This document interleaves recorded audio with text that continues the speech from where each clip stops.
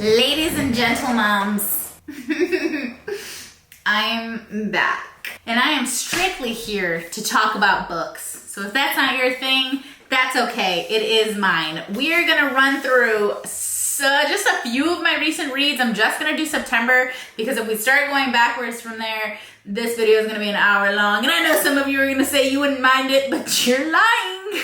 Some of you are lying when you say that because I see you leave. I can see when you leave. You don't always stay the whole time. We also have a massive book haul here. Most of this is from Book of the Month, but I have been dibbling and dabbling at Target and Walmart. So let's just start with what I read last month. Also a couple of notables that I read in the previous couple of months that I feel like they're worth mentioning.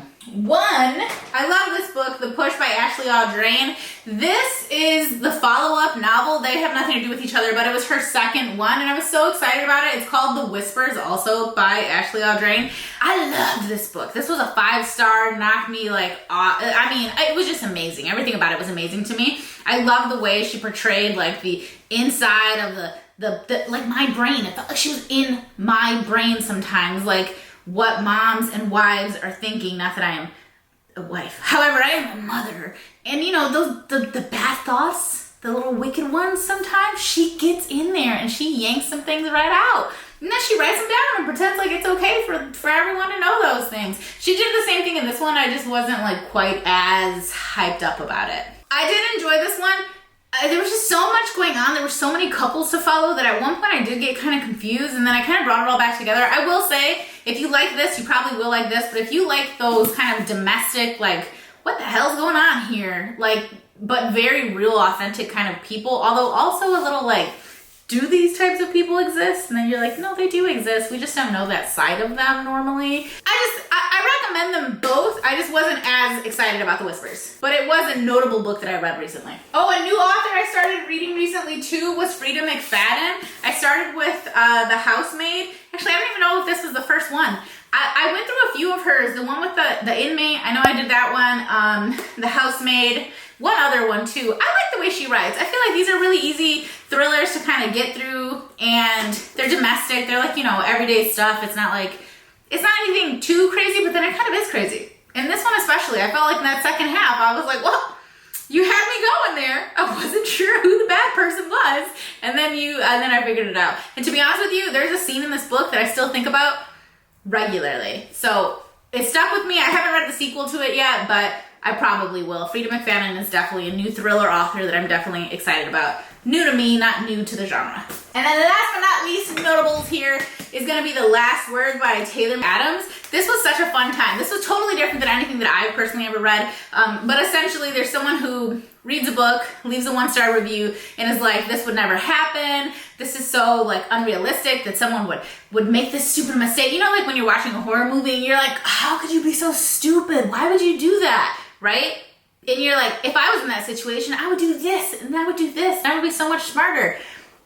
That's what this commenter thought. And the author was like, let's see, okay? Let's see. I'm gonna pop up on you, and we're gonna see. We're gonna see what you would do differently. So that was fun. It made me get into it really quickly, and it was like nice and creepy. Like from the start, I was really like, oh, I don't like this guy, right? But then trying to figure out who's involved and who done it, and is it just as straightforward as you think it is? Like, I really like the way, like the pacing and the way that it kind of laid itself out. So this was a fun time. Moving on, love. I only read like 4 or 5 books this month. I got into a couple from my girl, Elizabeth O'Rourke. They were on KU, so I read both of these ones. They were honestly very similar to me, very similar, I don't know, vibes. They were in the same universe, which I'm sure you can tell by the covers. Now, I love Elizabeth O'Rourke's Devil series. I thought those were so fun, but I do feel like her latest release, The Summer We Felt, that was like, it has a whole different tone and vibe. The thing that I liked about her writing so much is that it's very like quick, it's easy to get into, the characters are so funny, like it has me laughing out loud, and I love that. But I didn't do that in these books. I didn't do that for Drowning Aaron or for Seeking Olivia or Drowning Olivia, whatever the Olivia one is called.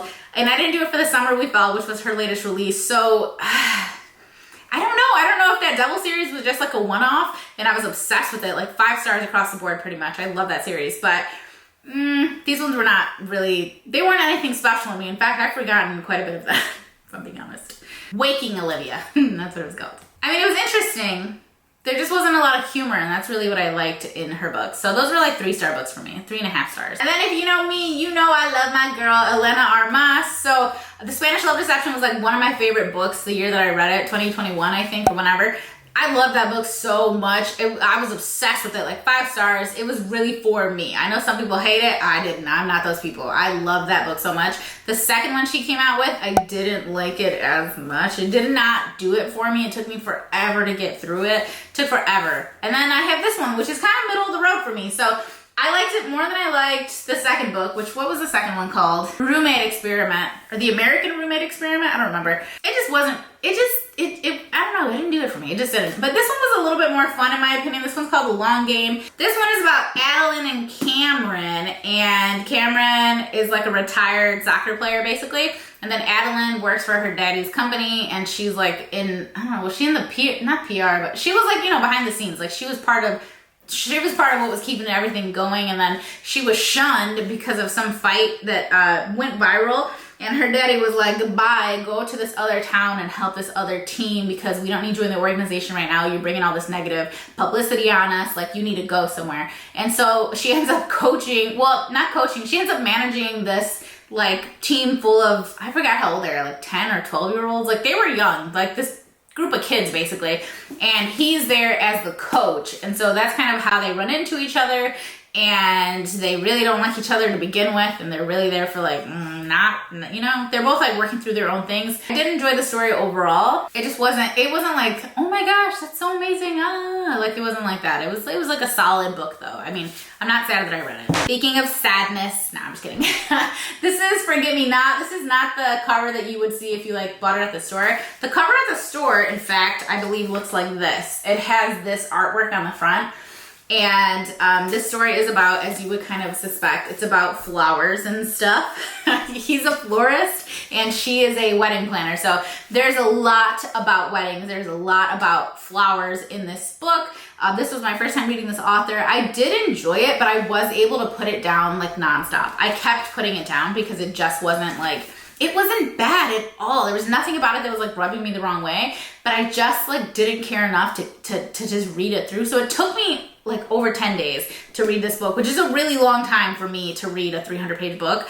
So I am glad that I got through it. I did want to get to the end of it. Like I wanted to finish it. I wanted to see what happened and find out like, what's your deal, girl? So basically her mom has been married like 14 times and she's a wedding planner, and he's a florist and his dad was a florist, and you know, they get together and they have interactions kind of in a dual timeline actually, because they had met previously, and then she's doing someone's like an influencer's wedding basically, and she's like, oh, this is what's gonna get me publicity, this is what's gonna get me to the top, I need the best of the best. And the influencer's would-be wife, it's a female-female relationship, right? So the fiance, one of the fiancés, she's like, you have to use this guy, this florist, he's so good. And she's like, oh no, I know he's good because I've had his goodness already and I don't want to work with him. But she's like, no, I'm going to do what I need to do. I'm going to go work with him, whatever. So they kind of have to work together again because it would benefit both of them to be, you know, the publicity of like an influencer's wedding or whatever.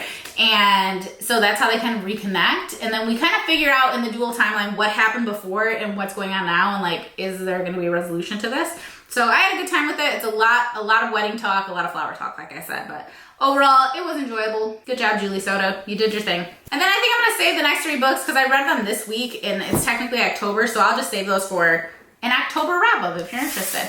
Now let's just flippity floppity through the books that I just picked up and why I picked them up and why I'm so excited.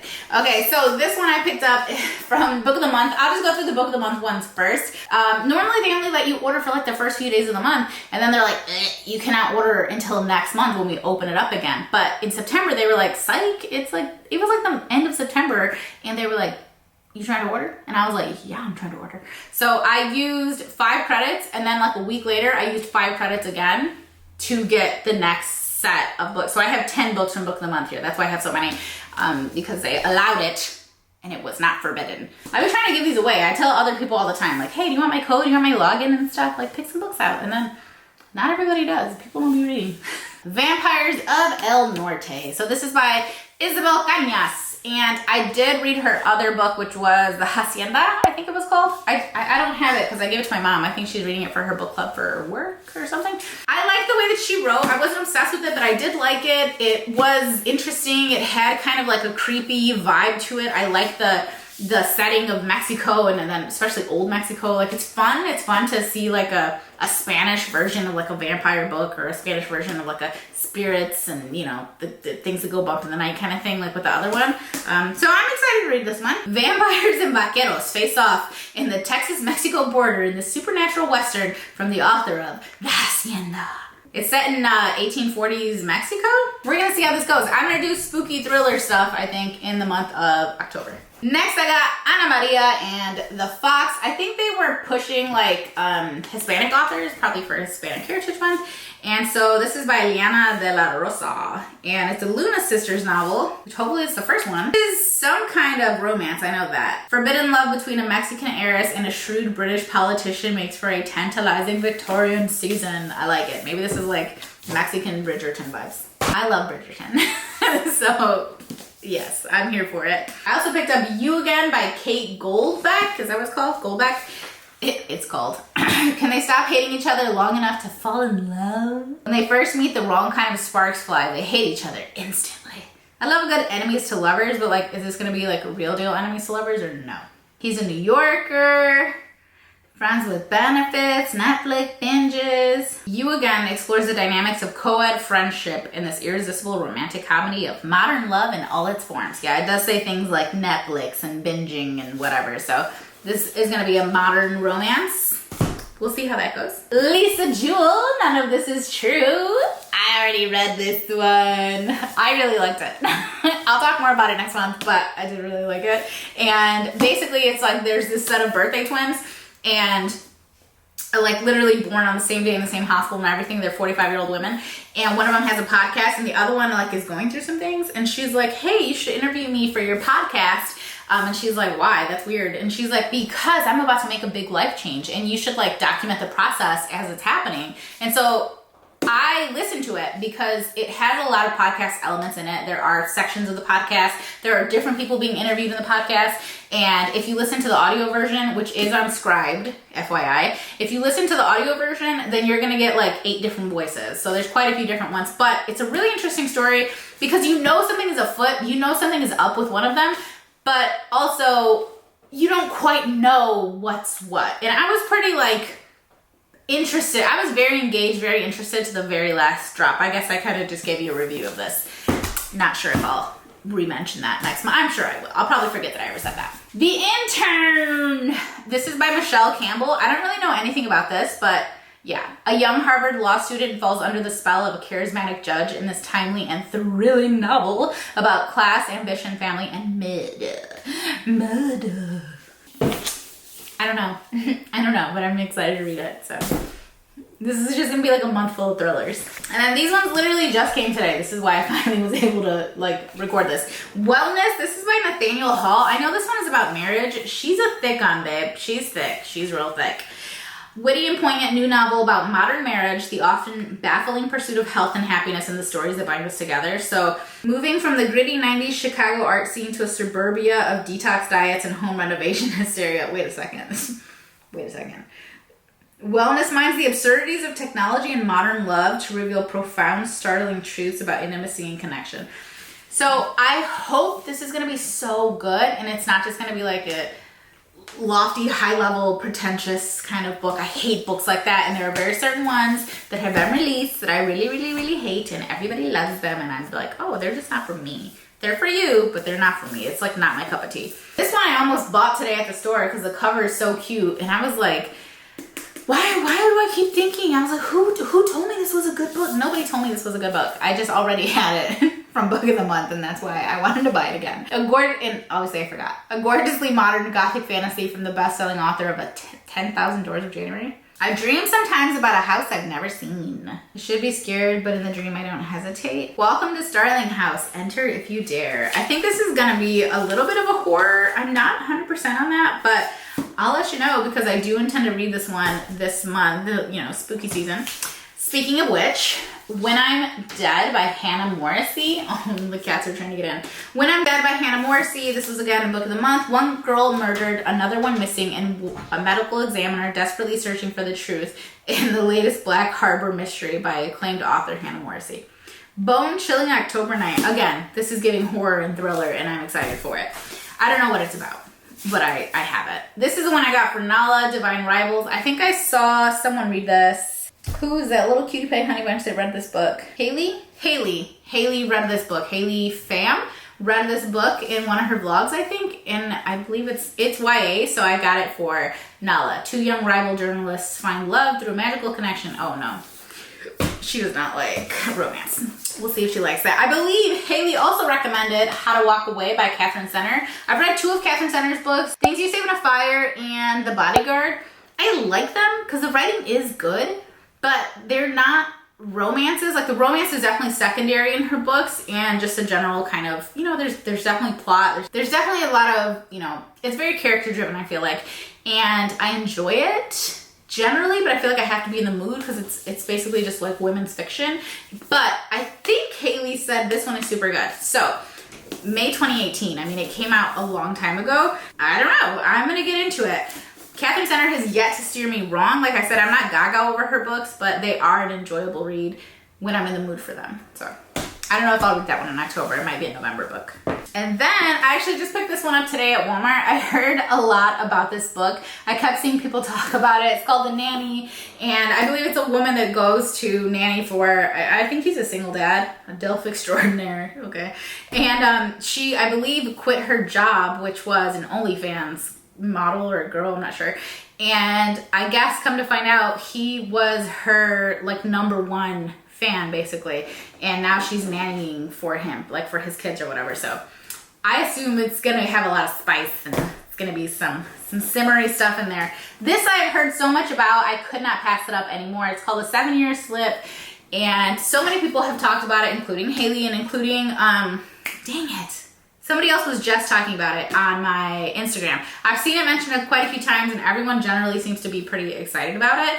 And it's, I guess these people are living in 2 different timelines. I think they're at the same apartment and the man is living like 7 years behind her. And then she's in like current day, at least I believe that's what's going on. And I don't know, it's the same place, different time. A great love story. We'll see. We'll see. I'm excited for it. And then I also got Love Theoretically by Ali Hazelwood, despite the fact that I really don't love Ali Hazelwood's books. I don't hate them. I have them. I have special editions of them. I enjoy them enough, but I'm not super huge into them. So I'm hoping for the best here. We'll see. I've heard really good things about Love Theoretically, and I think it's like part, you know, it's part of the Steminist series or whatever, which I don't think they need to be read together or anything, but I'm sure it wouldn't hurt. But we'll see. We'll see how this one is. I have high hopes. Well, I have like medium size my hopes are mid right now. Then we have The Kingmaker by Kennedy Ryan. These were from Target, obviously, if you see the stickers, because I participated in a little Target Circle Week shopping, and I got them for an extra 20% off, plus my 5% using my red card, so it's great. So this is the Kingmaker series by Kennedy Ryan. I have read quite a few of Kennedy Ryan's books. They're hit or miss for me. They're so heavy and so deep, like, not even deep, because I don't think they're that deep, but they're heavy. They're pretty heavy books, and so I have to be in the mood for them. Hopefully this one is not nearly as heavy. I think the last one I read was that series, was it the Hoops series? Is that what it was called? It was just so much. It's like so much trauma and sadness, and it's a lot, you know? I like them. I just have to be in the mood for them. So we'll see. This one says, raised to rule, bred to lead, and weaned on a diet of ruthless ambition. We'll see. I've heard very good things about the Kingmaker series, so I figured I'd finally pick up the first one at the very least. And then we have this one. This is the last book I picked up. This is Hooked, and this is by Emily McIntyre. It's part of the Never After, a Never After novel. Yeah, the Never After series. So I guess these are like retellings of like classic stories of like, I think this one is Peter Pan. and like Captain Hook, that's why it's Hooked, right? So the guy's name I think is James Hook, and then the girl he's gonna end up kind of going after is Wendy. These are pretty spicy novels, just from what I've read in the first 30 pages. So it's like a retelling, but I think it's from like the, you know, the villain's point of view, although we do have both point of views in here. So I do love that. I love a dual POV. And so far so good. Like I said, I'm only 30 pages in, but I've heard pretty good things. I think Larissa, she was the one who was talking about these. And I was like, okay, I'm gonna put those on the list. So I did. This is my current read right now. I'm coming in from the future here to tell you, I also read Tattered, which I don't own it, which is why I forgot all about it. It's Lark Cove #1 by Devney Perry. So I did finally read a Devney Perry book I've been meaning to. Should I read the Indigo Ridge, like that other series instead? Because this one is fine. It's like 3-star, middle of the road, but I don't know, it wasn't anything spectacular, but if that other series is really, really good and worth reading, please let me know. I just picked up Tattered like on a whim, so it was fine. Just didn't like knock my socks off or anything. I think that's it. That's what I have going on right now. I will check in later this month. I don't know if there's any particular like list videos or anything like that that you would be interested in, but otherwise I will be back with my October reads, and if I happen to pick up any more books, I will let you know, because we have a challenge, my friends. I set a goal to read 100 books this year, and we are not hitting it. So currently I am 14 books behind schedule because I have only read, it says 62, but it should be 63 because I haven't put in my latest one. 63. So we're really far behind. Can I do it? I don't know. So you can go on this little challenge with me, girl, because we're gonna figure out if I can get all these other books read. And it's not even like it's a challenge where like I don't get to enjoy the books. Like I love reading, so I'm gonna be super excited to actually prioritize reading books and like enjoying them and then reviewing them and posting that on Goodreads. So I think I have a Goodreads link in my description box. If not, I will add one somewhere. But any hoodly doodle, hope you enjoyed this video, and I will see you in my next one. Bye!